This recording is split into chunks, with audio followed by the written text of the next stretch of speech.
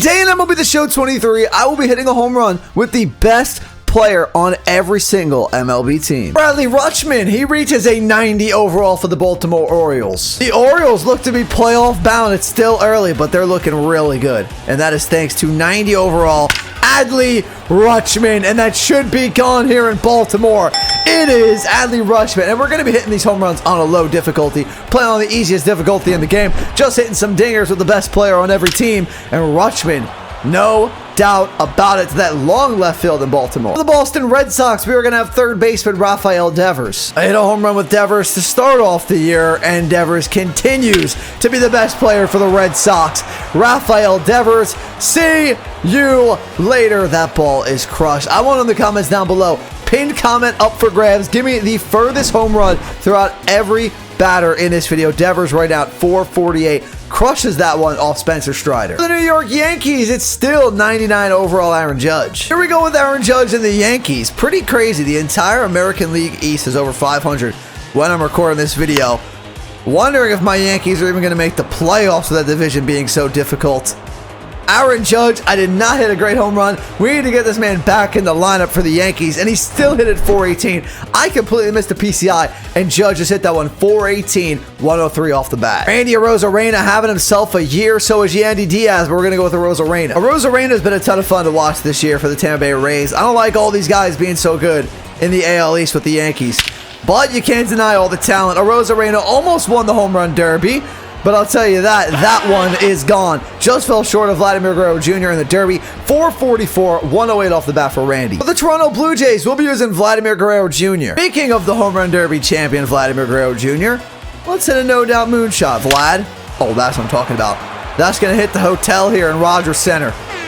Oh my, Vladimir Guerrero Jr. What is the furthest home run? I've already lost count. But 424. That was actually less than Randy. For the White Sox, it's Luis Robert, who's having a great year for the White Sox. What in the world has happened to the White Sox the last few years? This year, they're not doing good. Last year, they didn't do good. Robert just muscled that one out of here because I did not get a great swing. But the White Sox, what has happened in a weaker division? The American League Central has some solid teams, but it was over for them to just take off and lead this division for years to come. I am not sure what happened to them. Jose Ramirez will represent the Guardians once again because he's their best player every year. The Guardians, though, they're always good, and it's thanks to this man, Jose Ramirez. They're always in the mix for that AL Central division. That might be the first foul ball we hit in this entire video. Jose Ramirez. I feel like still underrated. I say it all the time, but this man is so good. He's good every year, an all-star every year, their best player every year. Pretty sure he got a contract extension leading into this year, and he hit that 408, 111 off the bat. For the Tigers, it's Javier Baez, who's only a 78 overall in this game. Javier Baez, what a difference like 3 years makes. He was on the cover of this game like 3 years ago. Was supposed to be like an up-and-coming superstar, and now he's only a 78 overall. I mean, he just crushed that ball. I will take that every single day of the week. Thank you very much, Javi. But 455 for Baez? Is that the furthest we hit so far in this video? I did not think that was 455 feet. Wow. I want to see the Tigers be good. They haven't been good in a long time. The Royals, we're going to have Salvador Perez since he made the All-Star game over Bobby Witt. Speaking of a team that hasn't been good in a long time, we have the Kansas City Royals, who I feel like have been pretty irrelevant since their World Series win. Salvador Perez, probably that last piece of the World Series win. After that, I feel like they've been bad every single year, at least like over the last 6 years. Salvi going to go 402, a 102 off the bat. The Twins have a 90 overall Byron Buxton. Moving on to the team who's actually leading the American League Central when I'm recording this video is the Minnesota Twins. I like seeing new teams in the playoffs every year, so seeing the Twins in the playoffs will be quite fun. I want to see Buxton in there. Correa as an Astro, didn't like him as a Twin. I don't really mind. Buxton just destroyed that. 436. Will the Twins win the American League Central? For the Astros, we have Yordan Alvarez, who's a 94 overall. And here we go with the Houston Astros, as I was talking about them with Correa. Yordan Alvarez. Oh my, that could beat Baez at 455. We will see. But the Houston Astros have some competition in that division. 445 for Alvarez. I can't believe how far Baez hit it. You have the Rangers that are really good. Mariners and Angels are still in it. For the Angels, both of these guys are so good. We're going to do what we did last time. And that's hit a home run with OHTANI and Mike Trout. OHTANI versus his World Baseball Classic teammate, Yu Darvish. And OHTANI wins that battle. No surprise there. OHTANI, see you later. Is Ohtani going to set the record for the longest homer? 449. How did Baez hit it so far? Ohtani got all he could on that ball, and now it's Trout's turn. And Trout, back to back. If they can just do that every at-bat, the Angels might win like 80 games. For the Oakland A's, I'm going to go ahead and use Brent Rooker since he made the All-Star game this year for the A's. Shout out to Brent Rooker for the Oakland A's. I know every team gets a representative, but I know he started this season hot. I actually haven't been following him too much, but he just blasted that one first pitch he saw in Oakland. That actually might be the furthest. 442. That was pretty good, though, for Brent Rooker. The Seattle Mariners, it's all-star Julio Rodriguez. Julio Rodriguez hit a lot of home runs in the home run derby here in Seattle. What can he do in this video? He probably sent that one out of here, too. Not a perfect, not a no-doubter, but definitely a home run for Julio Rodriguez going 403. Adolis Garcia is having a ridiculous year for the Texas Rangers. How about those Texas Rangers, though? I think that their plan, their rebuild has worked pretty well. Garcia has really taken a step forward this year, too. Adolis Garcia in the home run derby as well. Just crushed that one 430. You got Semien, an all-star, Seager, Jonah Heim. Imagine if DeGrom was healthy. The Atlanta Braves are the best team in baseball. They are stacked, but maybe nobody else more stacked in this game than Ronald Acuna Jr. as a 99. But if you want to talk about a team having a year, look no further than the Atlanta Braves and Acuna, a player who's having a career year, probably going to walk his way into a National League MVP. I don't think anybody's going to come close to beating Acuna for National League MVP. Acuna, 453, 107 off the bat. For the Marlins, we're going with cover athlete Jazz Chisholm. The Marlins, I'm checking as I'm recording this video, they're 53 and 43. They're going to be playoff bound. The Marlins are looking good this year. Some playoff baseball in Miami. Will people show up to the stadium for playoff baseball? We will have to wait and see. If Jazz is playing in the postseason, best believe we're going to be tuning in because Jazz hits bombs just like that. 435, and then Euro steps on home. Alonso, who made the All-Star team for the Mets, will be getting the nod here at an 89 overall. Maybe the most disappointing team, though, of the year has been the New York Mets. They were one of the favorites to make it to the World Series and win the World Series, and they're not even going to make the playoffs, it looks like right now, unless they really turn this year around. But you never know. Baseball is a long season, still like 70 games to go, 60, 70 games to go. It's not over just yet. If Pete Alonso hits a home run on this pitch, I bet you the Mets make the playoffs. Let's see if he hits one right here. Let's see it, Pete. Okay, Mets are not making the playoffs. I do still have to hit a home run with Pete Alonso, so it would be nice if we can get it done on this pitch. Oh my, that's got to beat 455. The elevation of Citi Field isn't too crazy, though.